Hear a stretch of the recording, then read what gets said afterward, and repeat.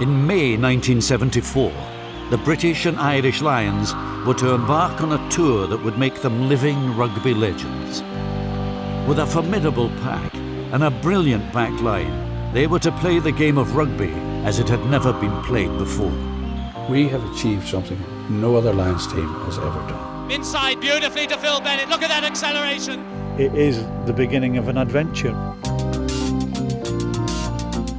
Enormously physical, it was savage, it was brutal. And again, these unpleasant scenes breaking out. When you start hating your opposition, it's more than just sport, isn't it? 5 yards short to Slattery. Slattery could score. In the cauldron of apartheid South Africa, in the glare of international publicity, they set out to prove themselves the greatest Lions team in history. Is there ever a more dramatic finish to a game than that? It's like theatre. Rugby at its best is as good as it gets. He's going to score under the post. J.J. Williams.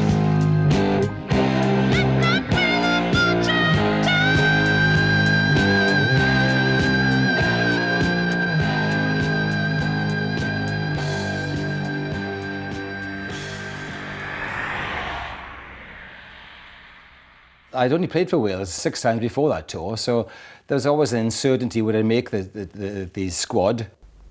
The invitation came through eventually. You have been invited to tour South Africa with the 1974 British Lions. Yippee. It was a huge weight to get that letter, and although you thought perhaps you were confident of being picked for the tour, you weren't going to be satisfied until it came through your door. I was actually driving up the east coast of Scotland, so I heard it on the radio, and I have to say it was a very pleasant car journey. It is the beginning of an adventure. You just go into an environment you've never experienced before. For more than 100 years, the British and Irish Lions have been making a unique contribution to world rugby. The cream of players from the 4 home nations, they forget national rivalries to meld into a rock-solid team that every 4 years takes on the rugby greats of the Southern Hemisphere. In 1971, the Lions had toured New Zealand and defeated the mighty All Blacks. In 1974, their opponents were the even more formidable South African Springboks. I had a sort of inkling that I was going to be captain, so it was nice to have that officially announced. I knew that there were good players around and that we could go and do a job in South Africa. I remember jumping on the train with the boys to go up to London to meet the squad. And I remember Gareth saying to me, if you can't play rugby in South Africa, forget it. It is the perfect place to play rugby. First and foremost, we had great respect for Springbok rugby. There was a lot of us who'd been out to South Africa before and realised there was a different environment, stating the obvious, to play in, altitude, hard grounds.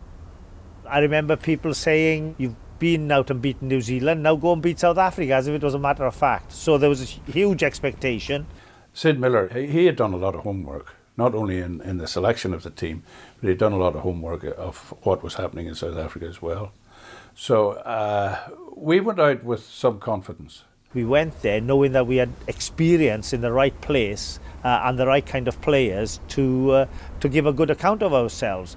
In South Africa, the Springboks had never been beaten. Rugby football, it was religion. It was more important than anything else. Ever since it was played in this country for the first time, the coloureds played their sport separately, the blacks played their sport separately, the Indians played their sport separately, and the whites played their sport separately.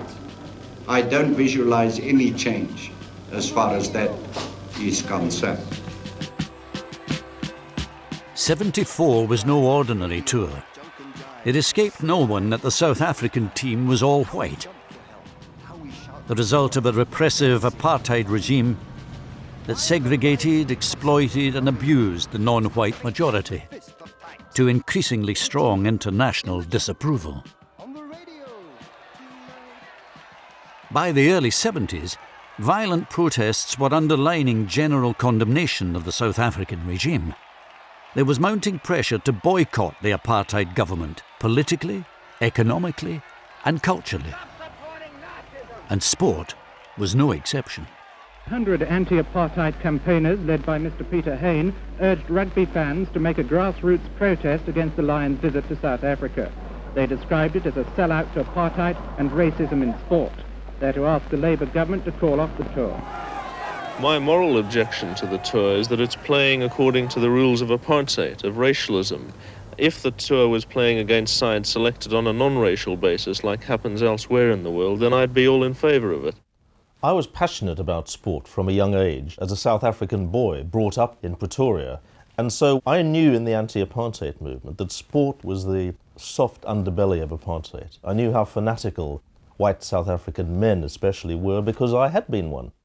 I will build my love a tower near yon pure crystal fountain. I remember saying to Willie John McBride, I could not understand how he could divorce basic moral values about racism, about the fact that the fundamental principle of rugby, that you get selected to the team on the basis of merit and not according to the colour of your skin, how he didn't grasp the fact that he needed to make a stand, as others, including John Taylor, did.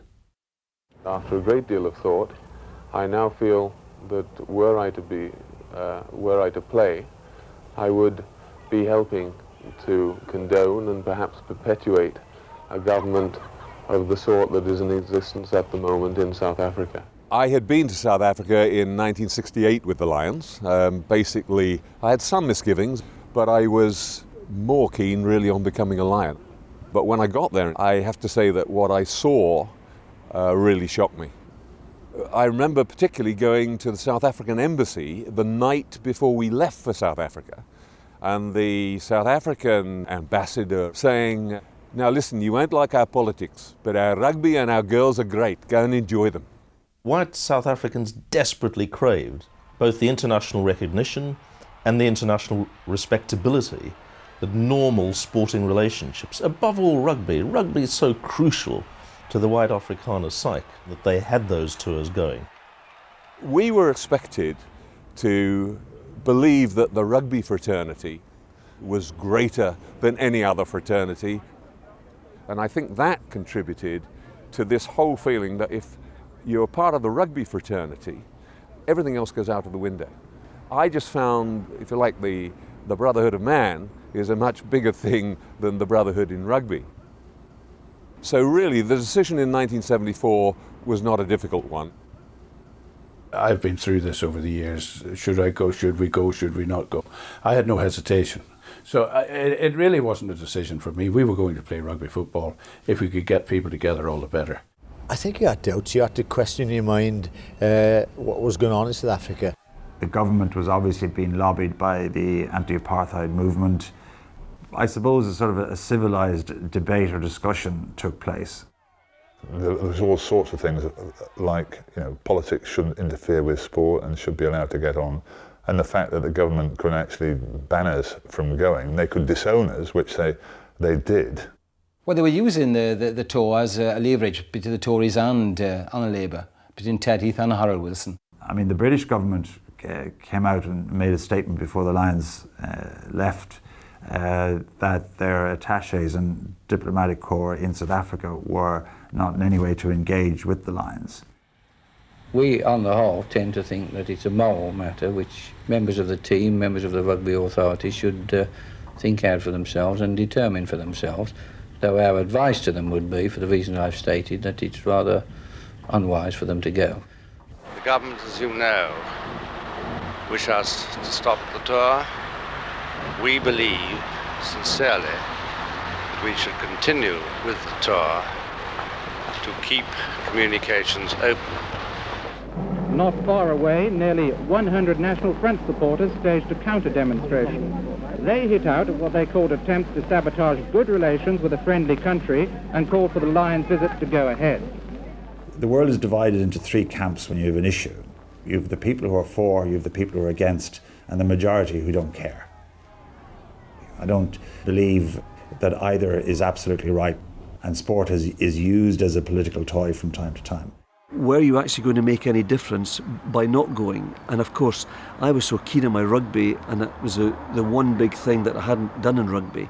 So I was going to go. I did have reservations, and I think a number of us did. My own personal feeling was that, well, I wanted to go. I wanted to see what this place was like. If we could dent the Afrikaner mentality a little bit, maybe that could help to bring about the end of this dreadful apartheid regime. I didn't know much about apartheid, is the truth of it.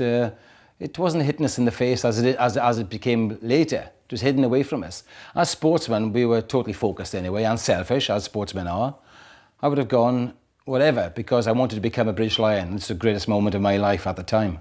So really, yes, you thought about it, but in my conscience, going out with a great man, Willie John McBride as captain, I thought this is the one chance in my whole life and I'm going to take it. We were focused. We just wanted to play rugby for the Lions and beat the Springboks, so politics didn't really feature. People thought, well, you know, 2 fingers, let's just go and do a job. It certainly brought us together pretty quickly. When we did meet in London and the team was picked, we had about 3 or 4 days training there. But we weren't allowed to go to the hotel because the demonstrators are outside. And I remember there was tremendous protesting outside the hotel. We were virtually under house arrest. We were frustrated that the British Lions were going, seeking to break the boycott. And so we leafleted outside, and then we invaded the lobby here. And eventually, Willie John McBride was persuaded to come down and to meet me and to talk to us and to hear our point of view. And I had no problem with Peter Hain. I had no problem with the protesters. Everybody has a right to protest. The thing that I felt was that they didn't see our point of view. I didn't change his mind. They were going anyway. And I got the same kind of stock answers from him. Not much of an answer. I think that was a one-way dialogue more than anything else, frankly. It was as quick and as easy as that. And that was when I went to the room with the team. We went into a room, everybody was introduced to one another. I remember saying to the team, you know, I'm going to South Africa. If anybody here has any feelings that or any doubts about whether he should go or whether he shouldn't go, please go, because you're no use to me, you're no use to the team, and to come and tell me in a week's time is no use. You know, I've played 4 international matches. I'm looking around going, you know, what's this all about? I'm thinking, so I'm not going to get up and walk out. Is anybody else? And of course, nobody did. You could virtually hear everybody draw in breath and say, no, we're with you. And I knew from that moment on, we had 30 men who were going to stick together. At Jan Smuts, the long-awaited Lions arrive. En daar kom hulle, bestuurder Alan Thomas, kaptein Willie John McBride en die vernaamste rugbyspelers uit Engeland, Skotland, Ierland en Wales. How was the send-off? Oh, terrific, yes, we did, yeah, in London you mean? In London, yes. Yes, it went very smoothly. We had no demonstrations, no problems at all, really. The South African Minister of Sport, Dr. Kortenhoff, any comments? Do you feel a happy man this morning? It's a great day for South African rugby and for international rugby. We're so happy that the mighty British Lions are with us. We're very pleased to be here, and we just here to play rugby, really. Arriving at Jan Smuts Airport, I was staggered when we walked off the plane there, and it was full of, mainly I have to say, Welsh expats living down there, but they were lining everywhere and there were flags up, and you know, Gareth and the boys were just massive celebs. With the Lions tour imminent, we can expect some top-class rugby. SA Mirror brings you another rugby flashback from our files. With a new high in rugby interest, choosing the Springbok side has become a popular pastime. What are the chances of giant John Williams, number 19? Trainer Johan Klaassen puts the players through their paces in preparation for the Lions tour. We in South Africa at that stage were not really under any kind of pressure from the fact that we thought that nobody would tour South Africa. We tended to regard interference in sport as being hugely unfair. We were the ones who said, hey, look, we're not politicians. We just want to play a game that we love. Just lay off. We were in a situation of isolation. They were going to get us at a time when we were fairly vulnerable, and with the expectations of the nation, it becomes quite a demanding environment for any rugby player. And I think it must have been very attractive to a team such as the Lions with such talented players. SA Mirror presents flashbacks to some famous scoring movements. Loskakel Hannes Brevis met 'n skitterende solo 3 teen die All Blacks van 1949. South African rugby has always been of the highest standard. Certainly, they weren't exposed to a great deal of international rugby, but I wouldn't say they were undercooked. They probably underestimated the Lions coming, and indeed thought that in their own backyard they would prove too strong.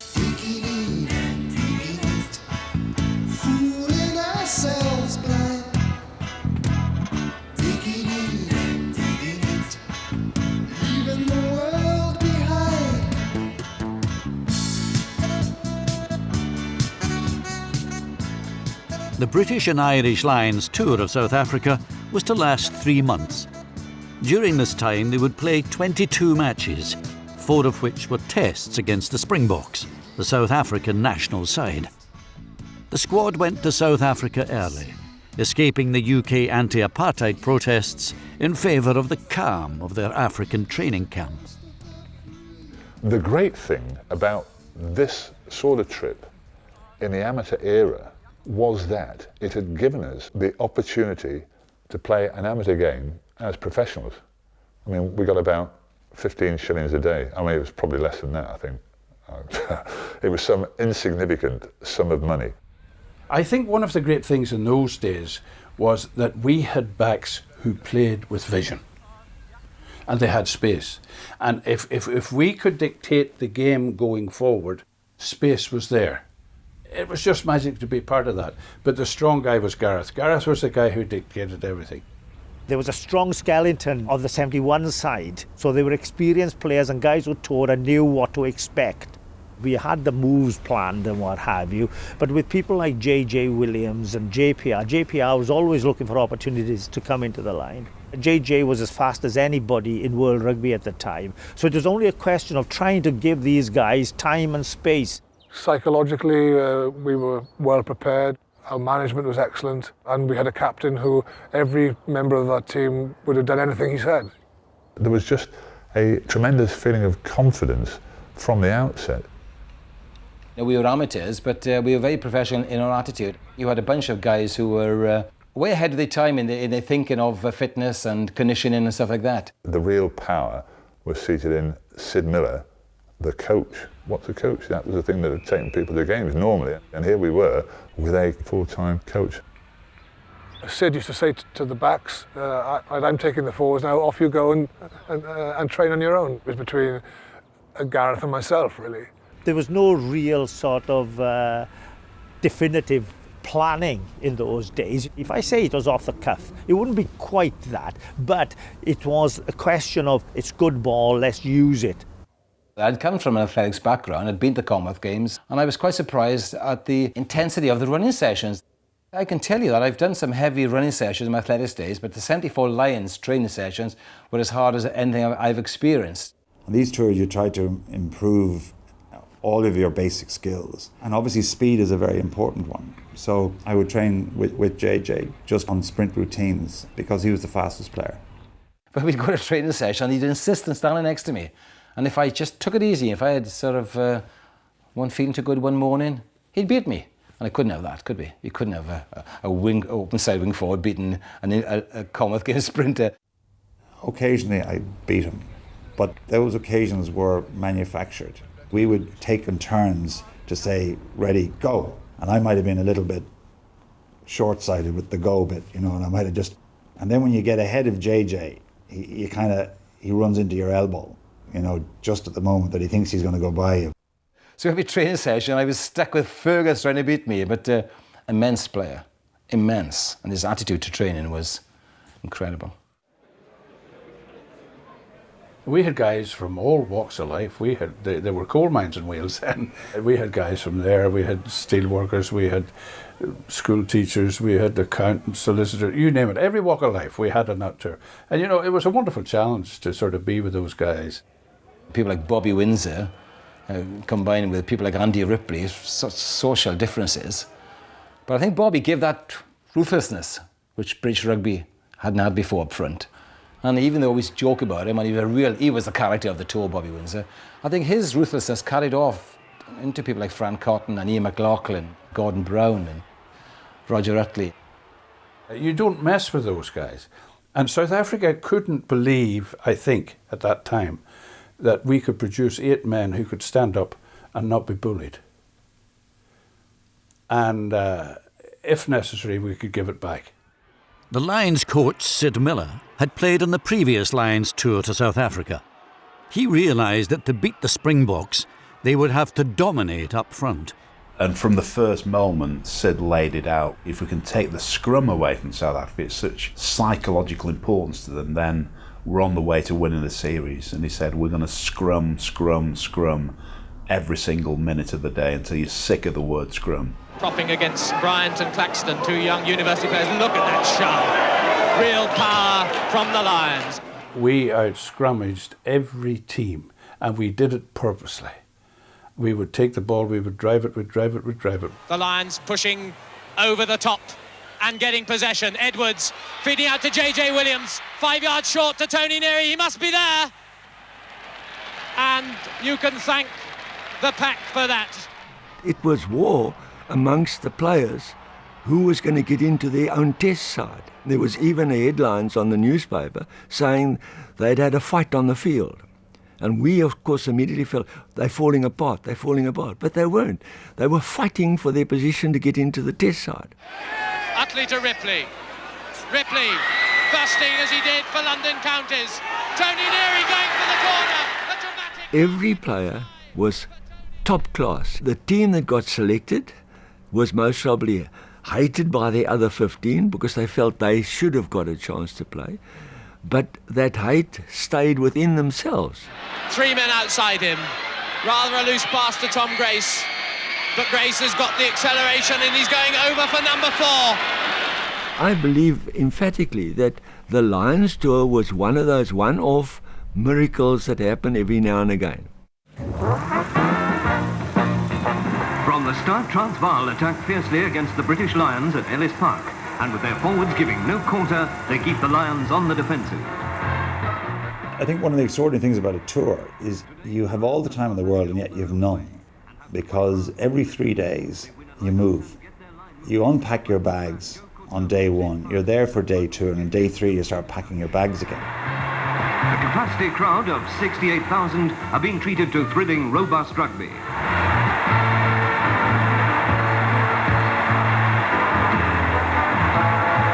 Immediately in the second half, the Lions put on the pressure and gain possession from a loose maul. Out it goes to Maloney, on to Bennett. He makes ground before sending Milliken away. Beating 3 men, he scores a converted try to make it 9-all. But at the end, it's the Lions. In injury time, they wrap it up, when from a storming break by Ripley, Tony Neary scores to make the final score 23-15. At Kings Park, Durban, it's the Lions versus Natal. Binnen 2 minuten slaagt Bennett met zijn eerste van 3 strafschoppen. In a loose maul, tempers flare. Robbie Pitcher bundles JJ Williams into touch. Maar nu gaan die Leeuws kwijt worden door die aanval. En Natal moet bal gooien voor al wat hulle werd is.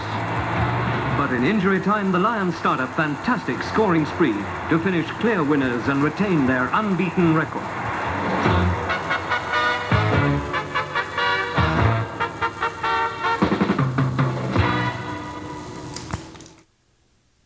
I had been on previous tours when guys were bullied.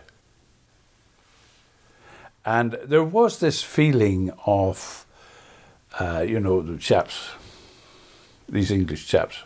Well, we weren't English. We had some Irish and Scottish and Welsh. When we played Eastern Province in particular, in Port Elizabeth, they were really up to try and unsettle us and sort us out. Slattery tries to palm it back at the back of the line out.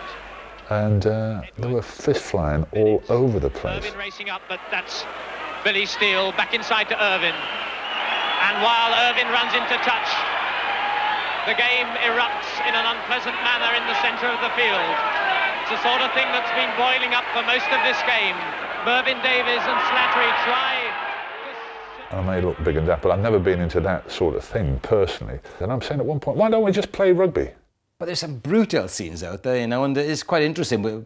I think we played something like 10 games before we played the first test match, which meant we went around South Africa and I touched on most parts of South Africa. And by the time we got to the first test, the message was out, don't mess with these boys. They mean business. Let the bad times roll. Let's get them over with quick. I don't want the changes that are coming to stick. We operated on the premise that it was one in, all in. The nearest opponent to you suddenly turn around and give you a slog. What on earth is he doing that for? And when you look up, you see that everybody else is being slugged. I mean, there was no ways they would stop halfway. Even the fighting was was fully completed.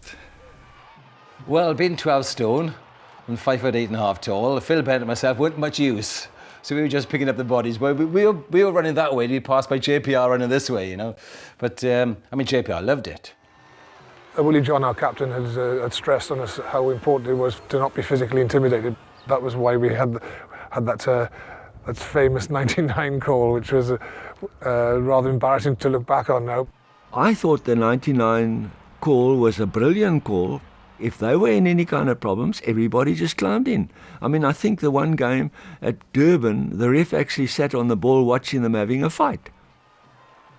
We scored more tries, more points, more everything than any previous Lions tours.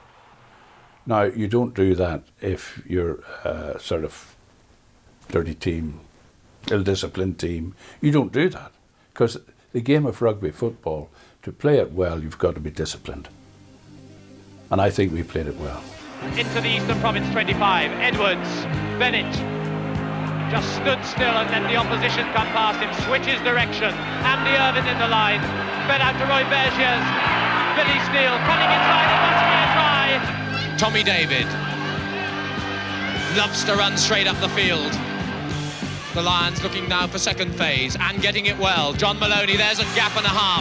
Maloney, this is a good chance for the Lions. Maloney going all the way on his own. Fergus Slattery with the field open before him, just the fullback to beat, and he's going to beat him as well. Well, that's a great run by Fergus Slattery. The Lions with a heel against the head. Mervyn Davies to Edwards. Edwards going for the corner. Slips it inside. It must be the try. The try is given to J.J. Williams. Is there ever a more dramatic finish to a game than that? Included in the tour was a match against the Proteas, a non-white side, a first for Lions in South Africa. But critics saw this as little more than token window dressing. Most black players preferred to stay outside such officially sanctioned matches rather than be seen to endorse the segregated system, though those who did play saw themselves as helping to progress change from within. We were hell-bent on breaking down the legislation and the prohibitive laws that prohibited us from playing with our fellow people of South Africa. The Springbok thing was a holy grail. We actually made huge cracks in the system when he showed that it's a damned system anyway. And the referee on this historic occasion, Dion Katzenellenbogen. Even here, it was clear that black commentators were physically segregated from their white colleagues. The Lions taking a while to settle down. It became apparent after about 10 minutes that such was the enthusiasm of the Cape Colours of the Proteas that we couldn't differentiate in their tackling patterns. They were tackling us before we got the ball, when we had the ball, and after we got rid of the ball. They just wanted to tackle us. Utley going on his own, driving downfield. It was a tough game, hard game.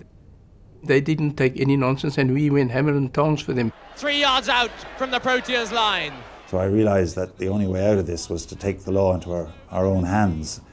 So we had a little bit of a chat amongst ourselves, and we decided that we'd have to give these guys, as Willie John would say, get your retaliation in first.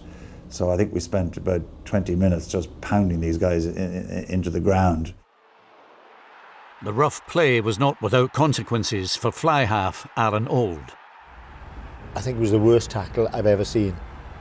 It was miles late, you know, and I just looked at the pain, the scream, his knee. And the late tackle on Alan Auld by Christian Capito, quickly seized upon by the referee. I suppose our boys were psyched up because it was important for us to do well. It made people believe in themselves. My own people made them believe that we are good enough. We're not a subspecies of anybody. We are good enough. Given the opportunity, anybody is good enough. I went into the Proteas dressing room and it was full of people, and they were highly excited.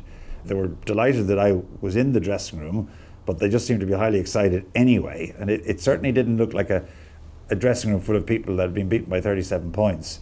They were happy as Larry, I would say, and I spent probably about an hour, in fact, as it turned out, in that dressing room after the game. I knew that Alan Auld, unfortunately for himself, luckily for me in many ways, and I don't say that with any glee or satisfaction, that he was out to the talk because his knee was one of the worst knee injuries I'd ever seen. Rugby football is about 15 players on the field. A Lions tour is about 30 men. And the only way we were going to get through this was together. I think Willie came for a chat and said, no, we've got to rely on you more than anything and don't let me down. And when Willie said something like that, I think you took notice of it, you know. But I was very, very proud in many ways that you knew then you were going to be in the test side. Sympathy for Alan, but then in rugby I think life goes on, the show goes on, and you had to just concentrate on that first test. The first test in any series is the most vital.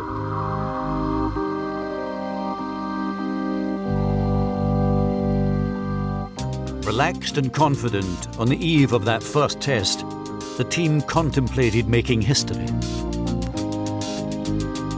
Could they be the first Lions team to defeat the Springboks at home for nearly 40 years?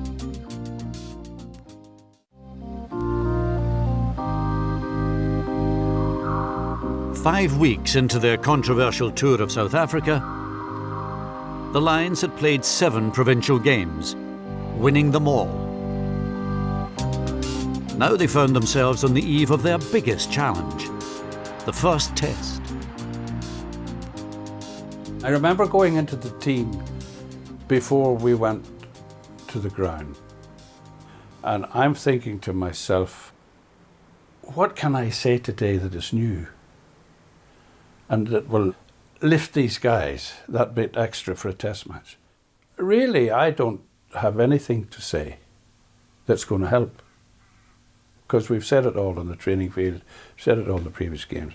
And I thought, I'm so lucky because I'm sitting here with some of the greatest players that have ever played this game.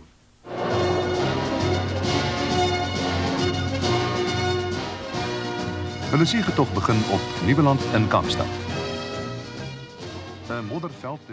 Suffice to say, there was a big psychological war during the week in the newspapers about how the Springboks were going to tear us apart. We still remember them from '68 when they were a pretty useless lot.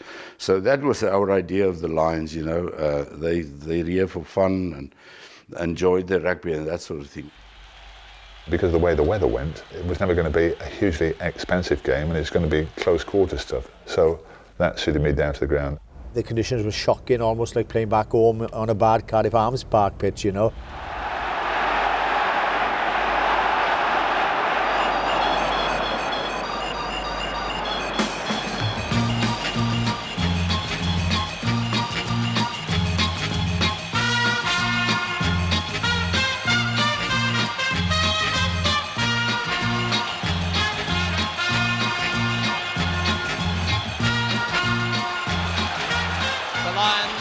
Scarlet shirts, the Springboks green and gold. John Williams, the man taking it there for the Springboks. Roy McCallum under pressure already from Ian McLaughlin. I remember saying before, I said, there's only one thing worries me, and that is we must push the Springboks in the first scrummage, because there's been a lot of rubbish written in the papers that the Springboks will be able to destroy the Lions and the forwards. It's now test rugby, it's not provincial rugby anymore. And I said it's vital in the first test, psychologically, that we push them backwards. Certainly the Springboks taking the game to the Lions at the moment. And it was amazing, because very quickly we had a scrummage. And I remember Franny had his man about 3 or 4 inches off the ground, just holding him there. And I thought, oh my God, I could see the ball and I could see Gareth's hands, and I thought, oh my God, he's not going to get the ball in because it's too low. And I remember Franny just went like that. So we were going into a normal scrum, and then all of a sudden the guys came and, I mean, they lifted me completely out into the sky. Jeez, the force that came in from the Lions' point of view was quite awesome. And the ball came in and he brought it down again and we hooked the ball. And I'll never forget Bobby Windsor, because the scrum was so low, he actually hooked the ball with his head. Edwards waits, Du Plessis breaks off, the number 8 for the Boks. Edwards' kick bouncing, the ball rolling into touch to the Springboks 10-yard line. And I could hear the whole crowd going, oh, you know, with disappointment. It was a lovely sound. And I remember Bobby Windsor, he's a terrible man. Bobby said to his opposite number, he said, you didn't like that, did you? And Mouse, who was much smaller than his opposite number, and Mouse said, yeah, and he said, there's 80 more minutes of it. That front row was so strong they could really determine at which height they wanted to get the ball back. It didn't matter how much pressure the Springboks then put upon us, we always knew that we were in control of the scrum. It was attritional, it was forward dominated, and we took it to them in a big way, and they found it very difficult to cope with. We were very conscious about the conversation that took place in the Churchill Hotel before we left this country about never taking a step back. That created the seeds of doubt that were to plague them throughout the series. They were the best organised pack that I ever played against. They functioned as a unit, and as a unit they were very, very good. So you make one little mistake and they'll make a fool of you. Max Bayes just making it clear to Hannes Murray, who doesn't like the decision, and Phil Bennett has a relatively easy chance to square the score. 34 minutes gone of the first half, and Phil Bennett from the better side as around the corner kicker. Bennett has got it. He puts his hands to his head. It was close, but it was good enough, and the Lions are all square. As a player, you want to get into the game, and all of a sudden there are mistakes and mistakes and mistakes, and you just lose momentum, and the other guy gains momentum.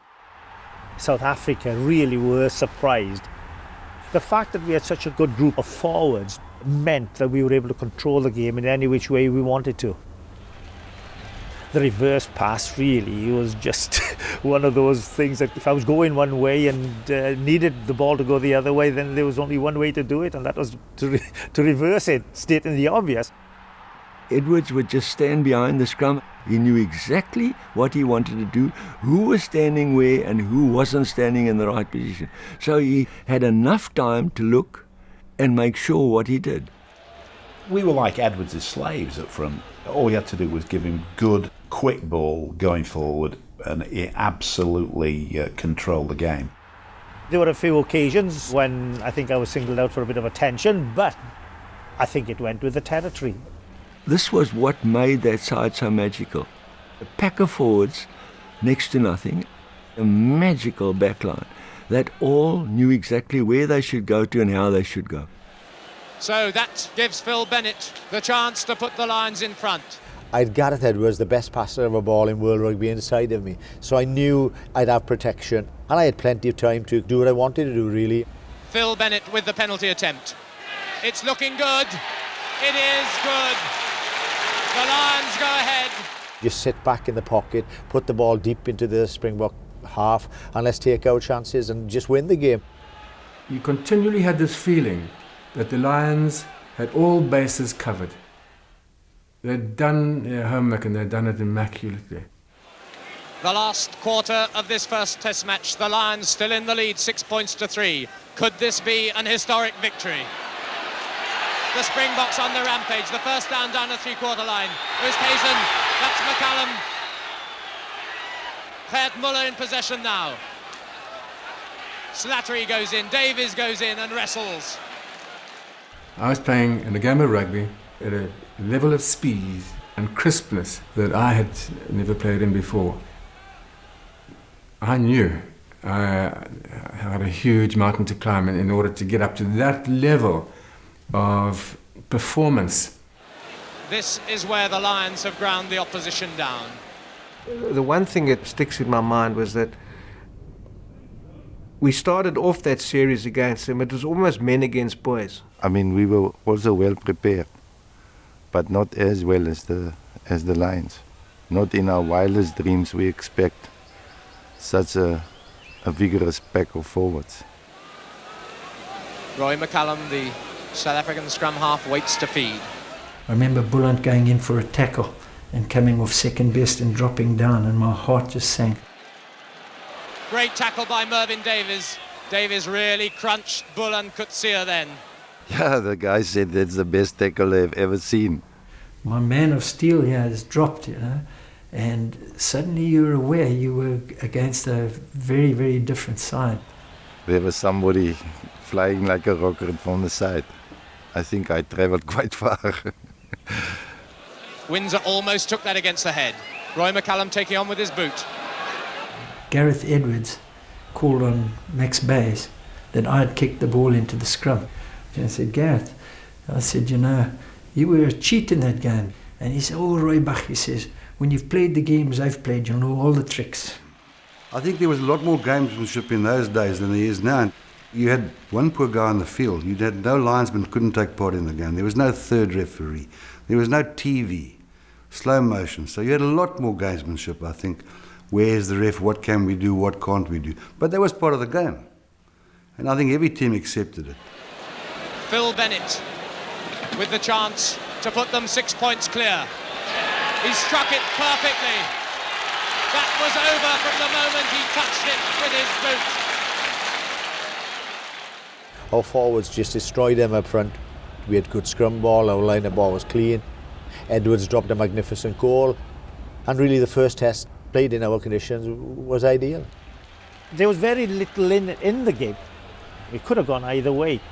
The drop goal came at a time where I thought we just needed maybe that little extra few points to take us away from the Springboks.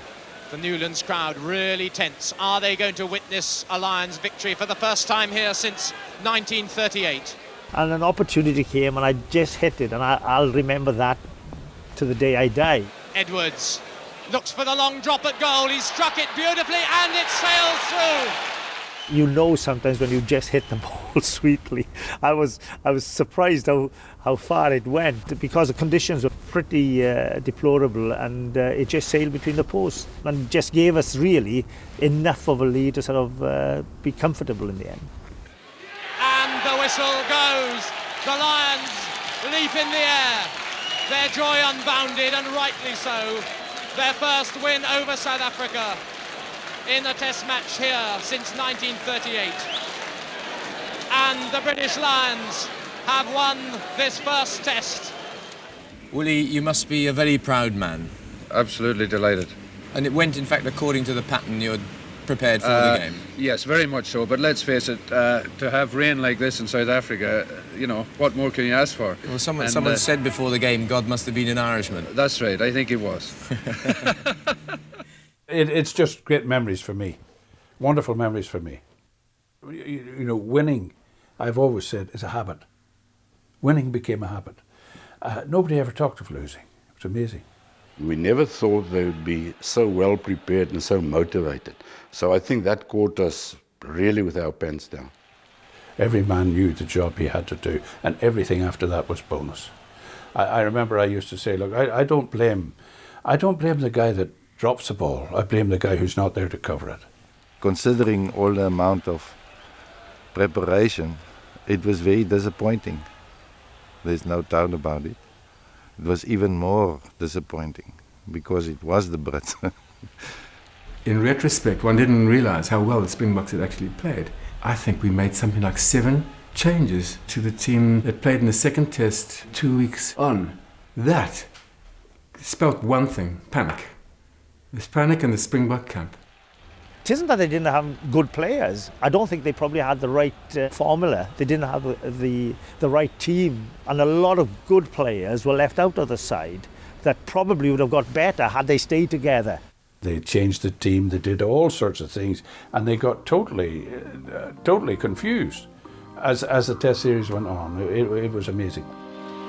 The first test was over, but there were 14 more punishing matches to come, including 3 more tests against the Springboks. The Lions could hardly hope for such favourable muddy conditions again. The next matches would be on the hard, dry pitches of the high veld. For a brief time, the team could rest and relax, building up reserves for the task ahead. The South Africans were far from down and out. Recovering from the shock of defeat, the Springboks were becoming back more determined and more aggressive than ever. Willie John McBride and his team were about to confront the greatest challenge of their lives.